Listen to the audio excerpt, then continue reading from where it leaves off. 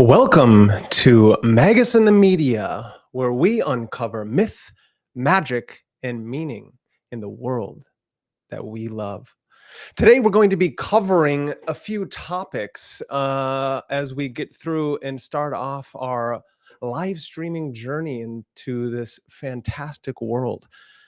How we are going to end up doing things today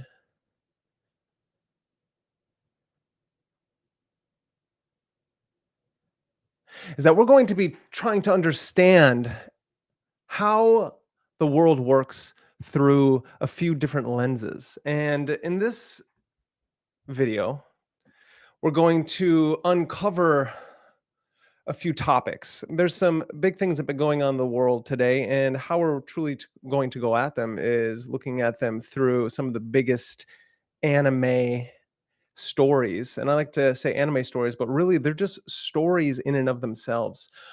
Demon Slayer Infinity Castle is a brand new movie in the Demon Slayer saga. We are then going to move on from Demon Slayer. We're going to talk about Lord of Mysteries. Lord of Mysteries is a beautiful blending of steampunk with Lovecraft mythos with that Western esoteric blend. And after that, we're going to have a nice coverage of the new Jujutsu Kaisen Modolo spinoff. And then we're going to wrap it all up after we get done with that and talk about how and why this matters in the world that we live in.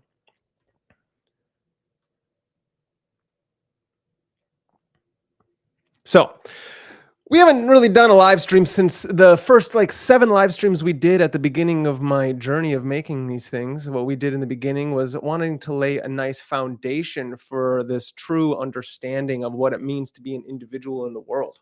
And why then I chose the Lost Keys of Freemasonry for doing so was because this brilliant character by the name of Manly P. Hall has went out into the world and collected some of the greatest, most brilliant knowledge on how the ancients, the initiates, and sages, seers, and mystics have been able to make themselves from normal individuals to brilliant, some of the most brilliant minds of all time. And some of those brilliant minds speak of Plato to Iamblichus, Aristotle, all the way up, Shakespeare, Sir Francis Bacon, and the list just continues on and on.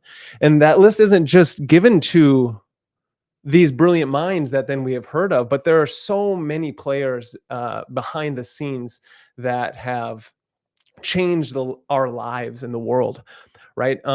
From those story makers such as Homer to the brilliant writers Frank Herbert and Dune. You get some of the greatest minds that have gone a little off the deep end, which really kind of makes sense for the Lord of Mystery characters. You get the great Philip K. Dick and his science fiction writing. The idea that we are just mundane individuals in a material world is an illusion that's been pulled over our minds, that we are actually more than we could ever imagine. Hello to all of you out there in the world. Hello to my wonderful chat. I'm glad we are all here together.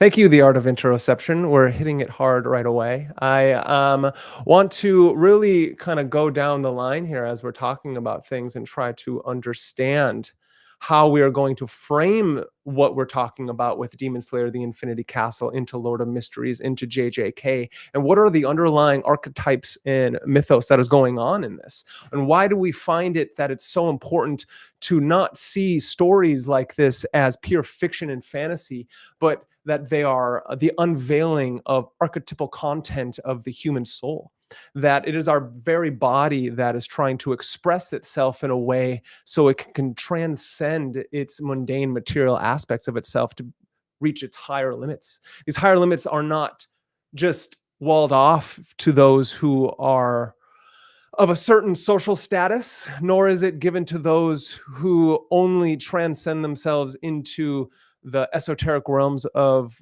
novels and books and grimoires and those who are seekers after the great mysteries, because the great mysteries aren't just for one individual, just not for a subset of individuals, but it is actually through time. And if you go through my channel, I'm trying to prove this through time, is that this is for every single person on this entire planet, that it is our destiny to not only transcend our limits, but to reach new heights in human consciousness, that it is actually the universe wanting to express itself in its finest ways, and that we will go through some of the most horrendous things to get there.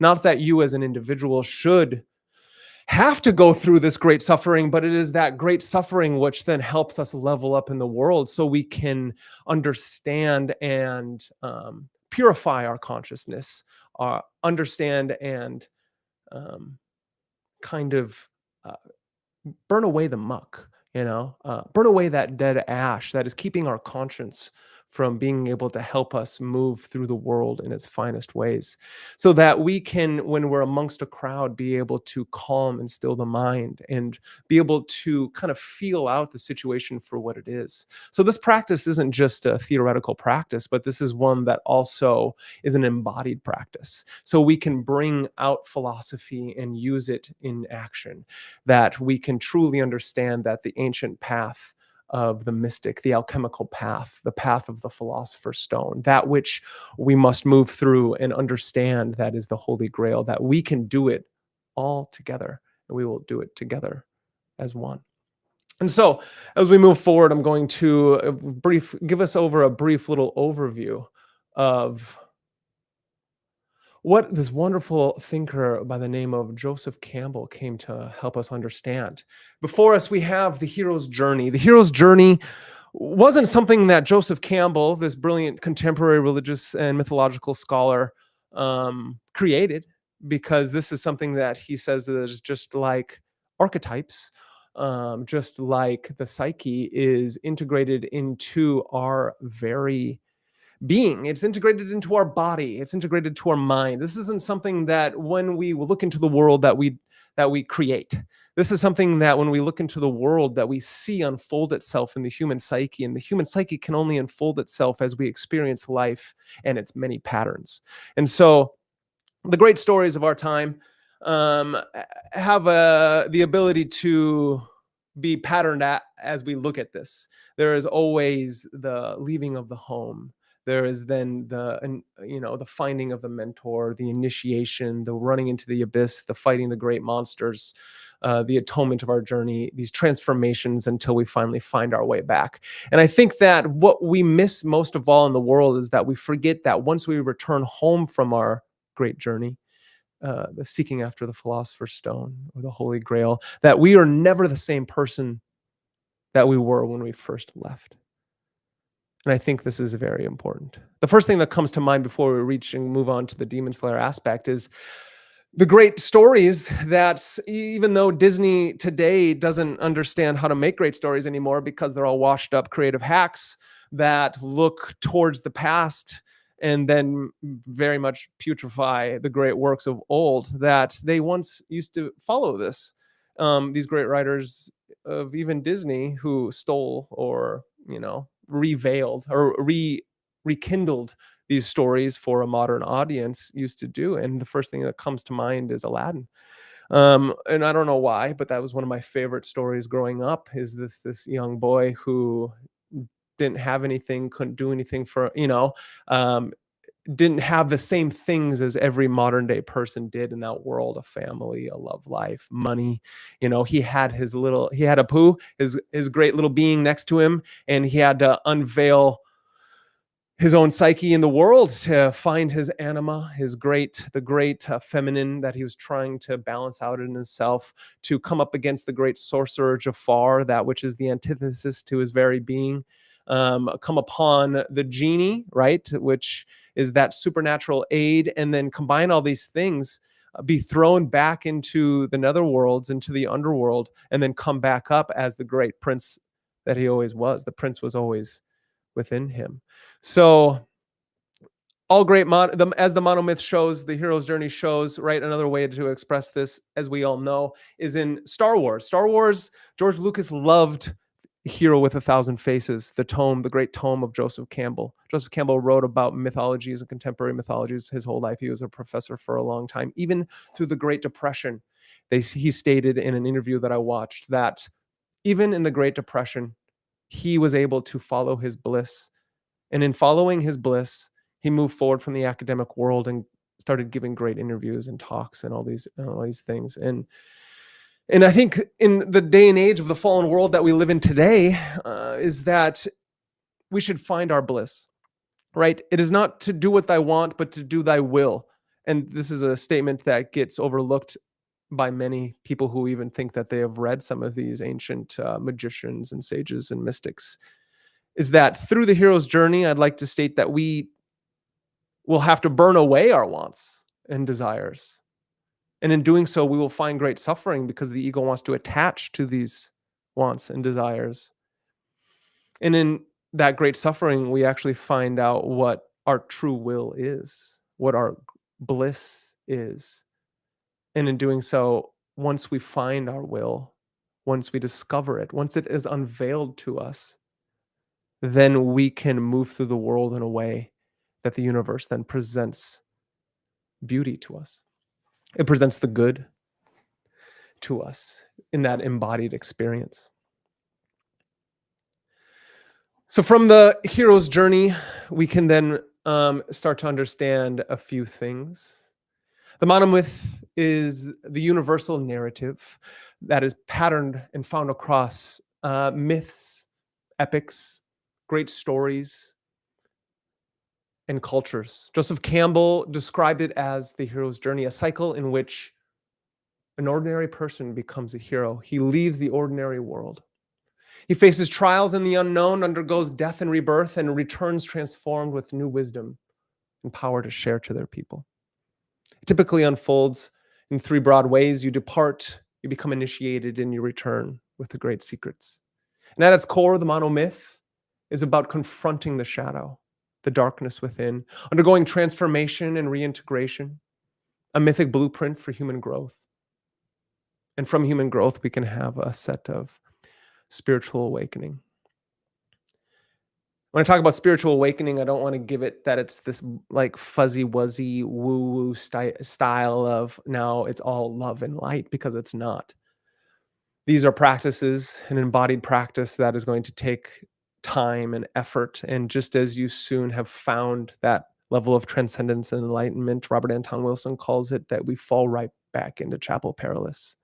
That the demons within the mind and without, so that which come into other minds and take over and possess, that once you are prepared with the four great elements of the magician, right? The cup, the sword, the wand, and the pentacle. Once we have these four elements of the human psyche and we can balance them out, then we have the ability to hopefully take on the great monsters, not only of our own mind and past and future, but also of those of the world. Then we can move on into understanding that with Joseph Campbell, that he says that this isn't a production, but it is that which our very body is trying to express of it. Just as animals, as we are, have instincts of fight or flight, moving forward or backward, up and down, hunger and desire. These things then express themselves in our great stories and blueprints and myths, that each organ has an expression in and of itself, right? The lungs of breath and spirit, the stomach of digestion and transformation. The stomach can have an understanding of going within to the underworld, breaking down and renewal. Our sexual organs of fertility, the myths, the sacred marriages, the creation stories. The blood is the circulation, right? The hero's journey. The blood leaves the heart, travels outward, and then returns back. Our breath is the inhalation and exhalation of Brahma, cosmic cycles of creation and death. We must understand that myth is not outside of us, but it's a biological story that our bodies are living out and expressing in symbolic drama. That we must then frame all those things for tonight, or for today as we speak. Well, right, we're going to use the magical pathway, the hero's journey of Joseph Campbell, the Hermetics, the Hermeticists, the Platonics, Neoplatonism, the old ancient world, tree of life and Kabbalah, theurgy, that bringing the divine into our very being. So now, some of us have been waiting for, we're going to move on into Demon Slayer, right? Demon Slayer was brilliant. Went to it the other night and had one of the greatest experiences I could state that I've ever had at a movie. Infinity Castle is the #1 movie in the world currently. Is that true still today? I don't know. I got this yesterday. It hopefully is still true. I think it still should be true. Demon Slayer was one of the greatest productions I've ever seen. Some people that I know that have never seen Demon Slayer before loved this movie more than anything. It was amazing. And what was so amazing about it? Not only what had I seen colors I'd never seen expressed before, there were martial art moves and choreography that were brilliant, right? That's all kind of like hands waving in the air. Look at the magical illusions that are going on. It was actually the story that was so amazing. For those of you who haven't out there seen or watched Demon Slayer before, Demon Slayer is a story of a boy who's trying to save his sister from being a demon. In this world, there are demons. Demons are created by the bad guy, Muzan. Muzan, throughout some of this story, walks around looking like he's wearing outfits that Michael Jackson wore. Interesting enough, in this, the Taisho era, this era has villages and it has cities. Tanjiro is the boy, the brother of Nezuko. Tanjiro goes off one day and he is trying to help his family, so he's going to sell charcoal down to the local village. So he leaves and they're all like, just make sure in the darkness, you must watch out. There are demons out there. And so, this happens in the first season, in the first episode. Just to give that brief overview, that Tanjiro leaves and he comes back and his family is slaughtered. And there is one living soul still left, and that is his sister Nezuko, yet she has been slain by a demon. Demons in this world are only created by Muzan, the Michael Jackson-esque looking character, looking as in his outfits. Muzan was created a long ago. He had some kind of sickness. Not going to get into Muzan's backstory. It doesn't really matter what Muzan is trying to figure out in the story. If those of you haven't watched it, I'm going to probably spoil some things. That Muzan is looking to do what all great bad guys are trying to do at all times: find immortality. Interesting enough, who was also trying to find, if you're saying these are only stories, you've missed the point, because look at Facebook, Google, the ABC corporation that controls the world, and all Jeff Bezos, all these rich billionaires, right? And those are only 3 of the low-level demons, right? I'm not saying that those people are demons in and of themselves, but if we're using the model and paradigm of these great stories, all great stories have heroes and all great stories have villains.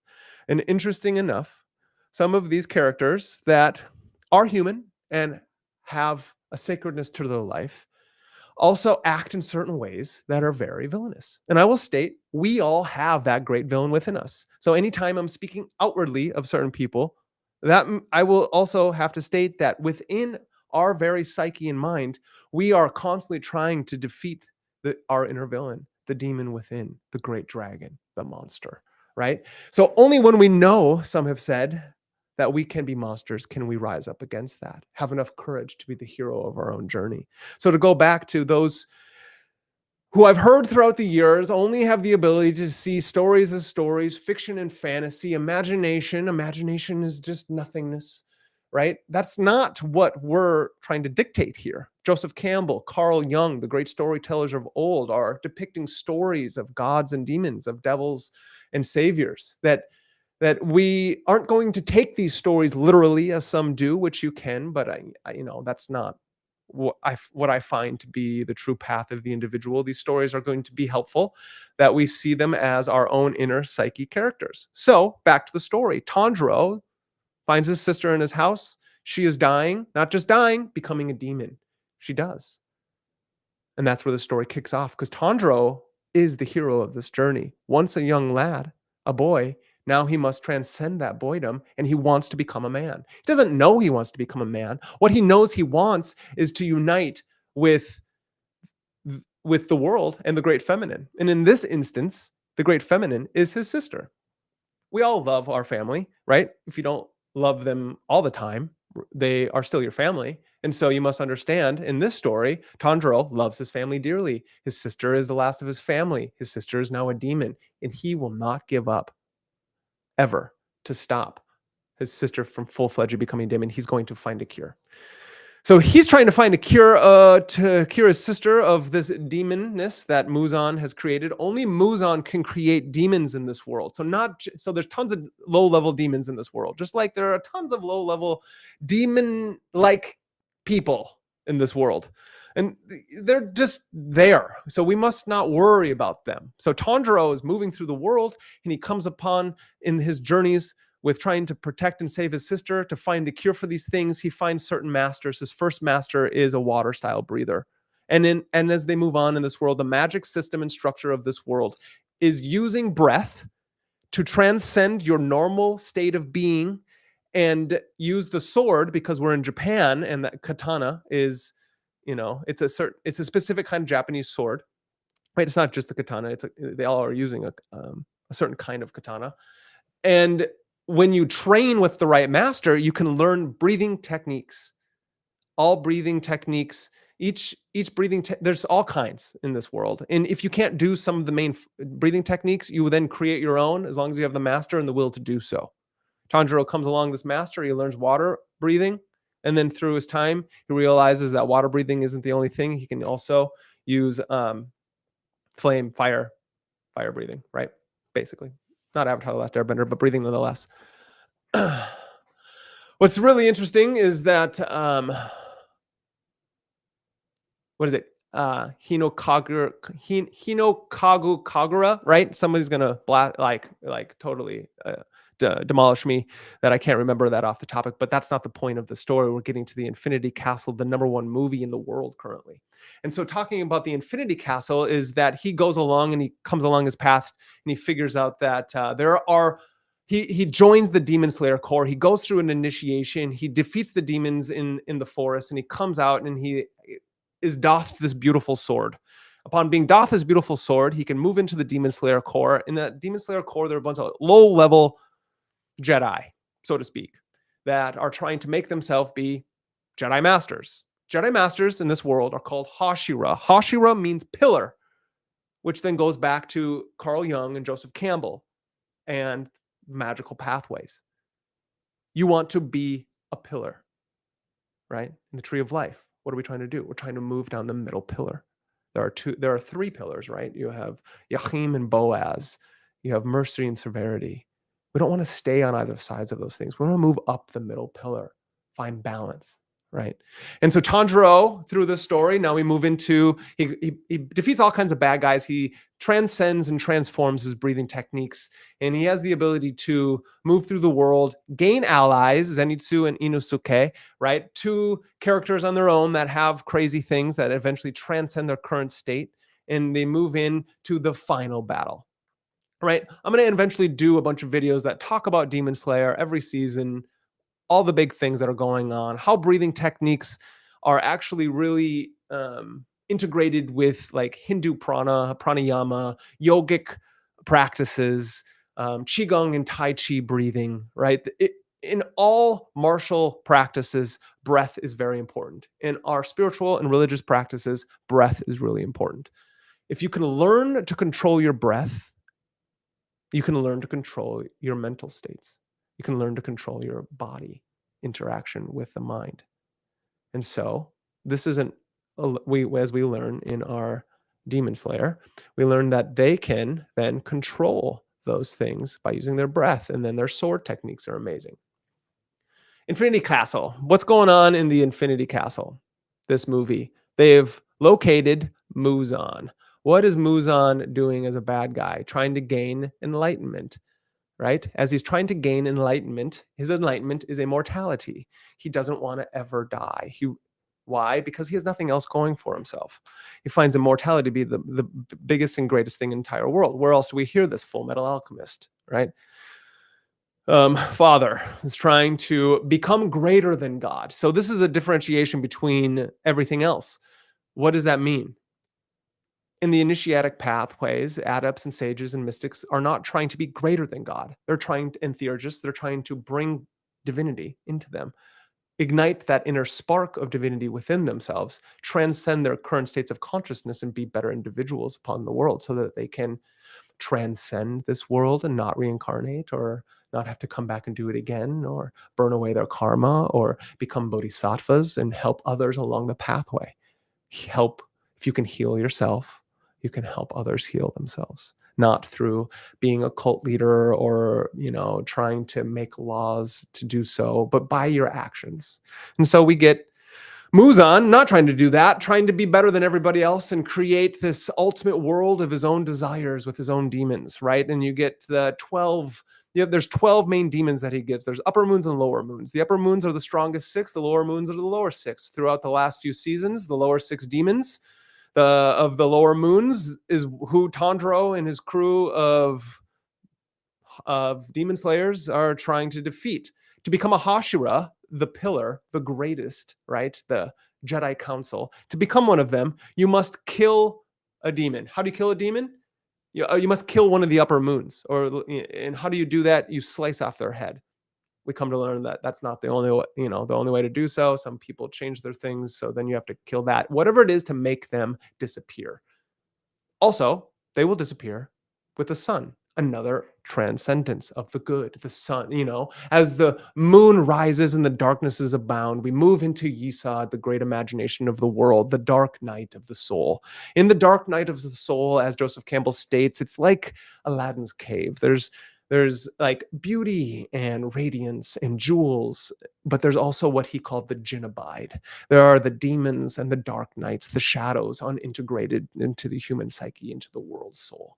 These archetypes that we're expressing through Demon Slayer, through Lord of Mysteries, through the stories, they are the very archetypes that move our soul. They are the world expressing itself through time. The Infinity Castle, what does that mean? In this story, they have caught Muzan. Muzan lives in his main castle, the realm of the dragon that he is at the center of, that the Hashira must defeat all the demons and the upper moons to get to where he is at. You know what that is?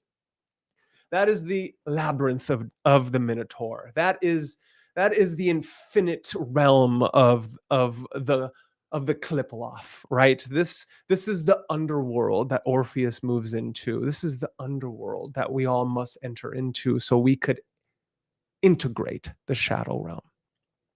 There's a term that is the hero descends into the underworld. Like I said, Orpheus is Izanagi in the Japanese myth, Hercules in his 12 labors. It means catabasis. This is a theurgical term. Theurgy, again, is this Neoplatonic magical religious structure of bringing the divinity into your body, into the body-mind realm. So you do certain rituals and practices and devotions to be able to bring divine spark in, ignite the divine spark of yourself and transcend your mundaneness. That alchemical lead to gold. As I'm watching this movie, I'm having epiphany after epiphany of how this story mimics the expedition to the Philosopher's Stone, the Holy Grail, the brilliance of the hero's journey through time, through Parsifal trying to find these things, through the Teutonic Knights, the Knights Templar, ancient stories of the heroes of Homer, of the Odyssey, right? What is the Odyssey? It is Odysseus moving into the dream world, the mythological realm, where true change can take place. The Infinity Castle can also be termed the labyrinth, right? Minotaur in the center of the infinitely geometric tesseract of this castle, where one of his moons. So this Infinity Castle is in another realm. Anybody tries to tell you otherwise, that this is on that planet, it is not. It is somewhere else. Why? Because it pops up wherever he wants it to. He has one, I think it's upper moon number 4, one of the demons that he has changed, that has each demon, as they move through this world, the more people they kill, the more eating of these people around them, they gain more powers, right? That is very symbolic to people being their own eaters of this realm. right? Your soul, as it moves through it and you make choices, you either are choosing good or you're choosing evil, right? You're for being or you're against it. And so the Hashira, as they move along their path, just like Tanjiro, are moving in this world to be able to make it a better place for themselves and others. And so you have the main Hashira in this story as they're floating down in the Infinity Castle. They must all go out and they're about to defeat the upper moons to get to the dragon in the center, Muzan, the demiurgic vampire, the archon who thinks he's better than all else. And once he reaches immortality, meaning he can move out into the sun itself and stay alive, right? Because that is the one thing he hasn't been able to transcend. The great sun, the good in the Platonic realm, as we've hopefully heard, and if you haven't, Plato has a certain story in the Republic. It's called it's the cave. It's the myth of the cave. Right? We are all just embarked down into the cave. We don't even know how we arrived there, and we see shadows on the wall. We mistake those shadows for real things. They are empty phenomena until somebody somehow becomes loosened from their shackles and they realize and they move around. They look behind them, this cave wall, and it's like there's a fire and flame behind them, which is projecting these images onto this wall. And he walks up around, he realizes there are certain people that are moving these stick figures, so it looks like people. These people moving these stick figures are the priest class, those who are in control. They think they know, they have the language, they supposedly are initiated. And what I see in this fallen world that we have is these so-called initiated priests have become putrefied, thinking that they are greater than the average individual, forgetting that they were an average individual, and now they've been indoctrinated to something, not the true path, but a false path. Because we don't want people thinking shadows on the wall are real things. And so in the myth of the cave, as the individual walks up out of the cave, he's blinded by the great good. And what is that great good? It's represented by the sun, that symbolic gold, the gold that all alchemists are looking to integrate and find in themselves, right? Alchemy isn't just that which is taking actual lead and transcending it and doing the alchemical coagulate et solve process of making it into gold, which it can be, and which some have done. But the true understanding, the true greatness of those alchemical stories is that you are taking your leaden individual, the shadows of yourself, the things that are dross and holding you behind, and you are burning them away so you can transcend those things and then become and get the gold from that lead. So we're going back to what Muzan is trying to do. He's trying to be able to become immortal, which means he can walk out and about in the sun. He can never get a suntan. Well, why not? Because he's a demon. And he figures out that if he can create a demon that can be in the sun, then he can take that demon and integrate that vessel, be that vessel, but he can figure out how to be that person. No matter how it is he does it. Who does that? What we find out in the season beforehand, spoiler alert, Nezuko does that. Weird. Plot armor or not, doesn't matter. The story's brilliant. It makes me cry. It makes me happy. It makes the goosebumps on my shoulder and my shoulders and arms just radiate with greatness. So we must move along. As this happens, we have certain main characters that are moving on. The Hashira are these pillars, right? They're the Sephirotic guardians entering the shadow realms. Their role is to initiate not only the world, but themselves, to hold up the world until the dawn. The upper moons are archetypical trials. Akaza is one of the great battles we get with Tanjiro and Giyu. Akaza, Upper Moon 3, is a tragic warrior. He's the Achilles, the Karna, the martial will trapped in samsara, death, with trying to equate to redemption, release. Doma, the Upper Moon number 2, he's the false prophet, the nihilistic guru. It's illusionary, this enlightenment that he has. Fall equating to the triumph of true spirit. Kaigaku, Upper Moon number 6. He replaced Upper Moon 6 because they killed Upper Moon 6. Tanjiro and the Sound Hashira killed Upper Moon 6 a while back. I believe it was Upper Moon 6. Kaigaku is the betrayer. the shadow, the Judas. The Cain against the Abel, the Mordred. Zenitsu kills and is the victor, and he is able to integrate himself from that way. Let's move back.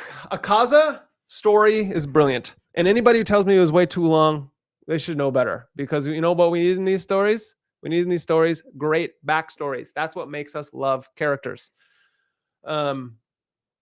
These great backstories like Akaza has is that he wasn't a bad guy. Even when he was trying to protect his father, he did, yes, technical bad things, but it was because he was trying to steal and go against the law so he could bring food back to his sick and dying father. And he kept being punished by the governors and the laws of those times until his father committed seppuku. Or he didn't even commit seppuku. He just ended things, right? I don't know. So in ending things, Akaza then was distraught. And so a martial arts instructor, a pugilist who only does hand-to-hand combat, that's what pugilism means, boxing. He was one of the great masters of that time who had no students, but he had this brilliant place. And so he took in Akaza to, help protect his daughter who was sick. The martial arts master beat the criminal out of him. And then from there on, taught him how to be one of the greatest hand-to-hand combat guys in the entire world. So his story is tragic because everyone was jealous of the school that he had and the land and everything like that. And so what ended up happening is the jealous other teachers, the putrefied martial art teachers who are awful and sick, and they poisoned the well, literally. And that killed the girl and the father, and Akaza just lost it.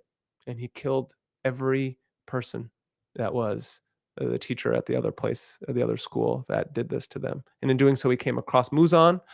Didn't want to become a demon. Muzan actually just took his hand and then gave him his demon blood. So Akaza had no choice. Interesting enough, what happens if you don't integrate the shadow? As we see, every time one of these upper moon demons, even the lower moon demons, what happens when Tanjiro or any of the Hashira defeat them? They realized that their memories were cut off from themselves. And in being cut off from themselves, they weren't able to really have the empathetic nature of what it means to be human. So we move on. Tanjiro and Giyu, it's brilliant. I'm going to have to do more on this because time moves fast and I can't talk fast enough. But the battle between Giyu, Tanjiro, and Akaza was amazing. We move on to Doma. He's the false prophet. Makes you feel weird inside. Shinobu, which is the insect-breathing Hashira, she wasn't strong enough. So her life was taken, but she did everything she could, and that moves on to the next battle. From there, we get the Zenitsu and Kaigaku fight. That is a fight amongst brothers. This fight amongst brothers, these two right here, Zenitsu with the yellow hair, and every episode he was he was annoying. Right. But this guy, he could only do the first form. Kaigaku could do all the other five forms of like lightning breathing. What does this mean? Zenitsu had to transcend himself. His master ends up committing seppuku because Kaigaku, his brother in arms, ended up becoming a demon. And Jigoro, the master, doing that to himself, did it because he feels like he failed his two students. Zenitsu gets a letter. He realizes that he's been nothing but a sad, sorry sap of an individual because only time he's ever a badass is when he passes out in the midst of battle, and then he does the first form, thunderclap and flash, which is super badass. But we must remember that even if you only can master one form, if you can master that one form so well, and if it's the foundational form of all things, you then have the ability just to learn everything else after that.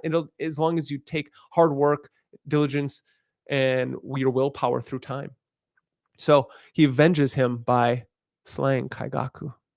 So we get these three upper moons, right? And they're not just 1, 2, and 3, but these different upper moons, Doma, Akaza, and Kaigaku. And you get, in doing so, the Giyu is a Hashira, right? He's the water breathing Hashira, even though he doesn't want to take that on. Shinobu is a Hashira. Her life is demised. She has to sacrifice herself so her student Kano Kaneo takes over and Inosuke takes over with his animal breathing, which he learned in and of himself by himself. Interesting enough. Demon Slayer is one of the greatest anime movies I've ever seen because of it moved me in all ways. Anybody out there wants to fight me about it, they can, and that'll be on another live stream. So that'll be interesting. Let's move on now to Lord of Mysteries. We're going to go through this quite fast. I'm going to do another live stream here soon to go through these things as well as it is. Lord of Mysteries is a brilliant steampunk interaction with Lovecraftian cosmic horror. The beauty of these things is it still takes on the same stuff that we've talked about before. The unconscious shadow realm coming out from the human being. The horrors of the night that you don't truly understand until you confront them. And when you confront them, you can take on a path. That path is the 22 pathways of the major arcana, and Lord of Mysteries is the 22 pathways of the Beyonder tree.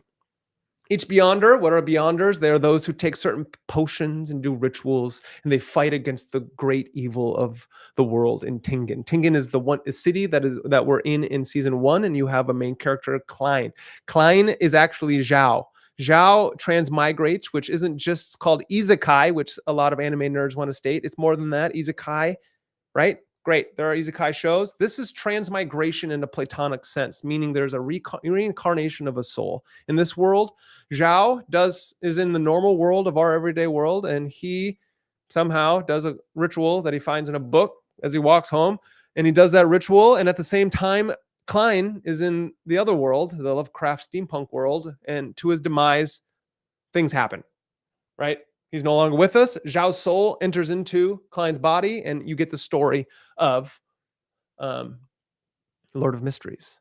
And the story is one great big mystery. It's one great big whodunit. No one really knows. There's a lot that is cram-packed into 13 episodes. Anybody who says they don't understand it wasn't paying attention. And if you weren't paying attention and you want to understand it better, watch my other videos.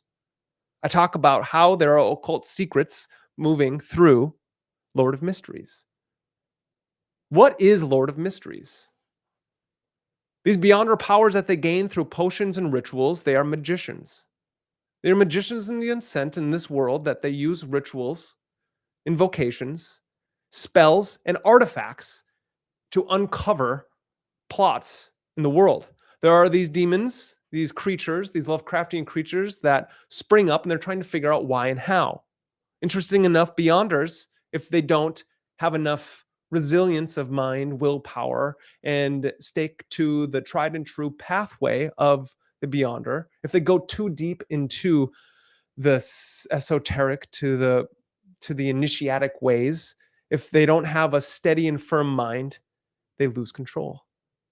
And if you lose control, the cliplotic demons, the husks and hollow shells of the underthing, the tree of life that was created but then destroyed because there was too much energy moving through the world, through the pathways, right? The tree of life, there are 22 pathways and 10 spheres.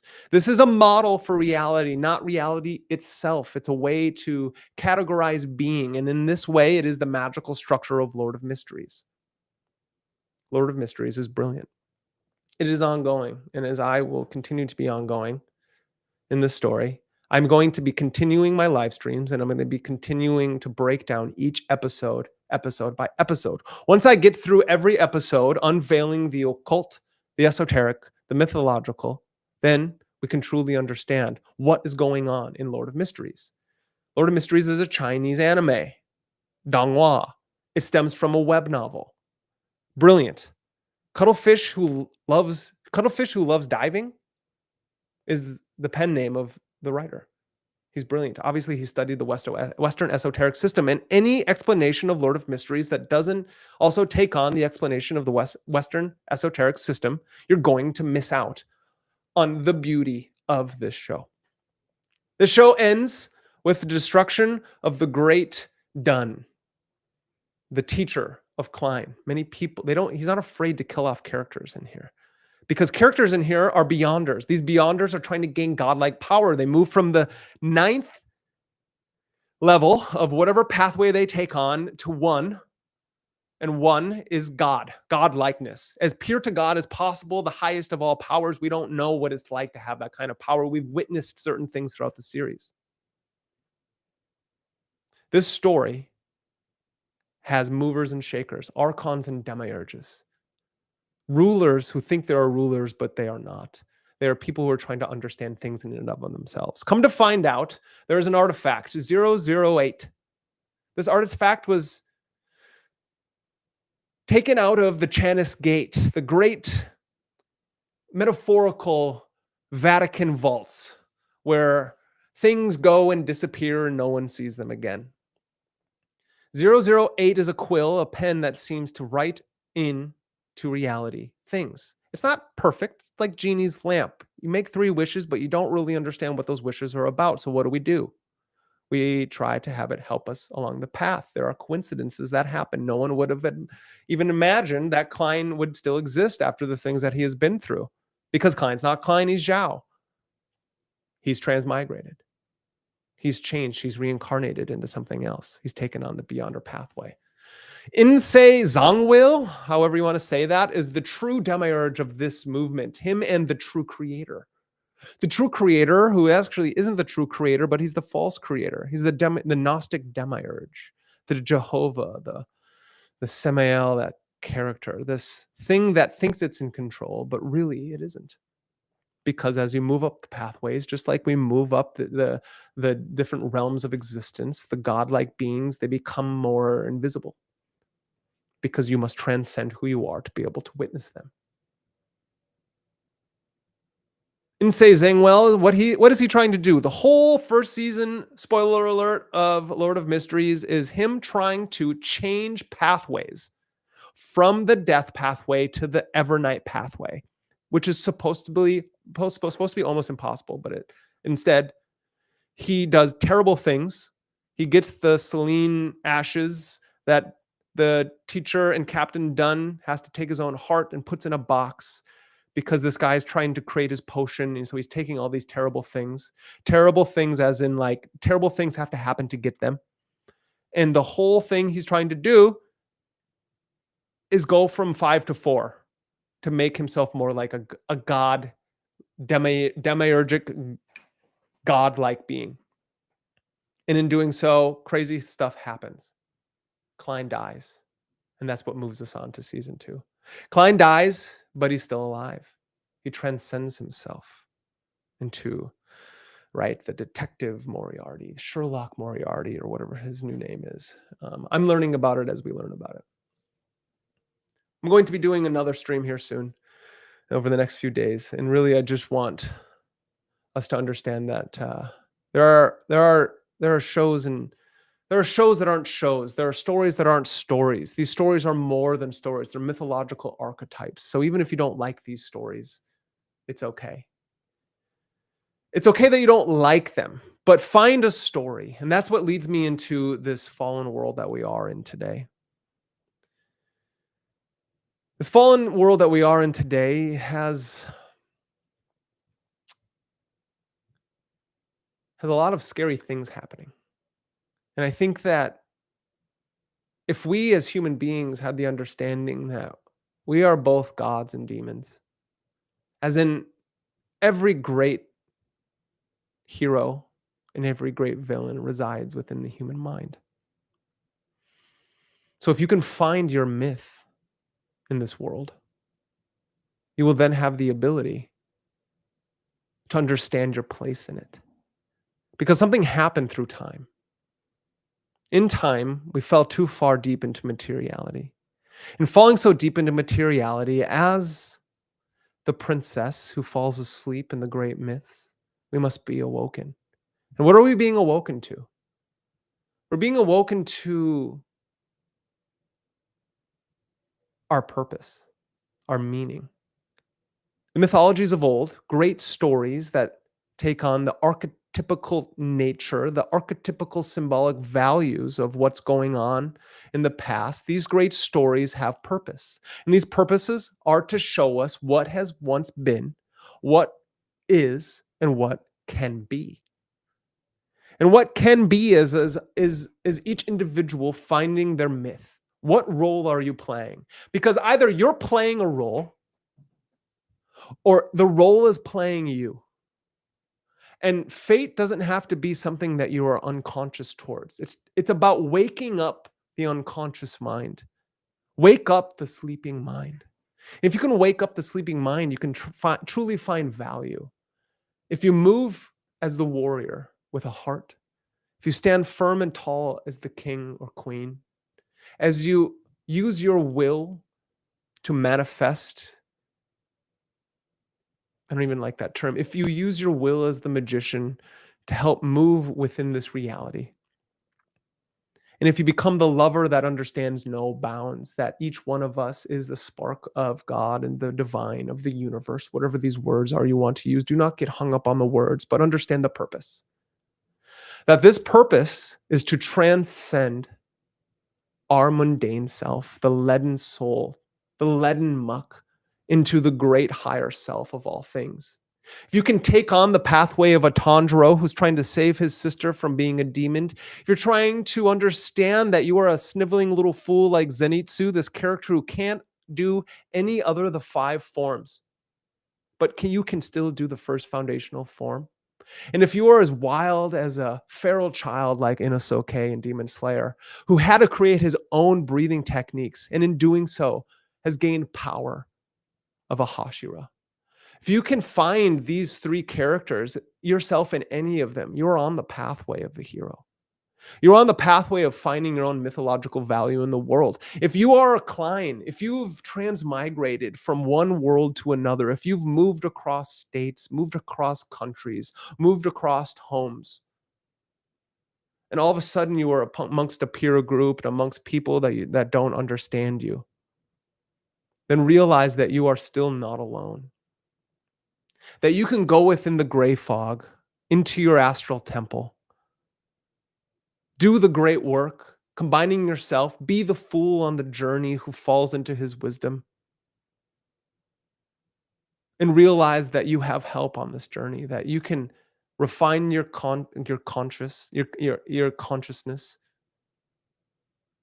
refine the Jiminy Cricket on your shoulder, realize that there will always be angels and demons trying to whisper in either ear, and take the middle path on this route. Pick up the sword, right? Be grounded on the pentacle, the foundation of earth. Use your will like the wand and cut through things with your reason. Have compassion for those that you don't understand and don't understand you like the cup. And in doing so in this world, you will find your myth. And in finding your myth, we can transcend that which is to that which we can be. And what we can be is the best versions of ourselves. And in this world, if we can understand the best versions of ourselves, then people will follow suit. Because it doesn't matter what path you are on. Each pathway has its own virtue. Each pathway is a vehicle to the divine, whatever that divine means to you. And so, as I move on to the ending of this stream, we will do this again. Thank you for listening. I hope we've learned something. I hope that upon our journey, you know that you are not alone, and that even if you are watching a show, reading a book, or writing your own story, that these mythologies through time are there for you. That initiation is never ending, and at any moment, you are the fool on your journey.